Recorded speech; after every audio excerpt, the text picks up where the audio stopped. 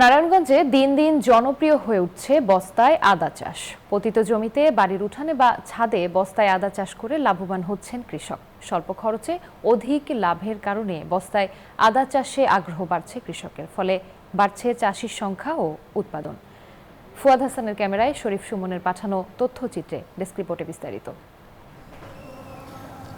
নারায়ণগঞ্জ সদরের কৃষি উদ্যোক্তা মিজানুর রহমান ইউটিউবে দেখে বস্তায় আদা চাষে আগ্রহী হন। স্থানীয় কৃষি অফিসারের পরামর্শে বিভিন্ন ফল বাগানের পাশাপাশি আদার চাষ শুরু করেন। এবছর ১০০ বস্তায় আদা চাষ করেছেন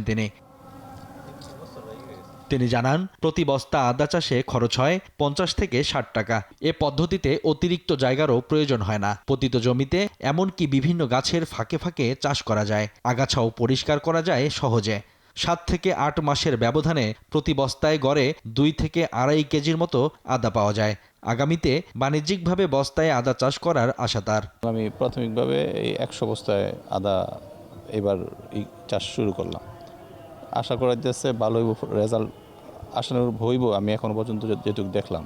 কৃষি বিভাগের দাবি, বস্তায় আদা চাষ প্রযুক্তি বর্তমানে টেকসই কৃষির অন্যতম দৃষ্টান্ত। আদা চাষে উদ্যোক্তা বাড়াতে পরামর্শ দিয়ে সহযোগিতা করছে কৃষি বিভাগ। এই বস্তা আদা চাষ আপনার অল্প করেছে প্রচুর লাভবান হওয়া যায়। যেমন আপনার একটা বস্তায় ২.৫ থেকে ৩ কেজি পর্যন্ত ফলন হয়। এটার জন্য একটা সম্ভাবনা ফসল। এটা বিক্রির জন্য কোথাও আমাদের ধার দেনা দিতে হয় না, এবং কখনোই আদা চাষ করে কেউ মায়ের খেয়েছে এরকম রেকর্ড কিন্তু নেই।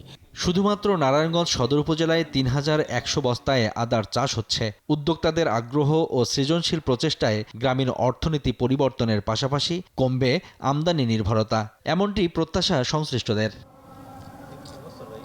Desk report, news 24।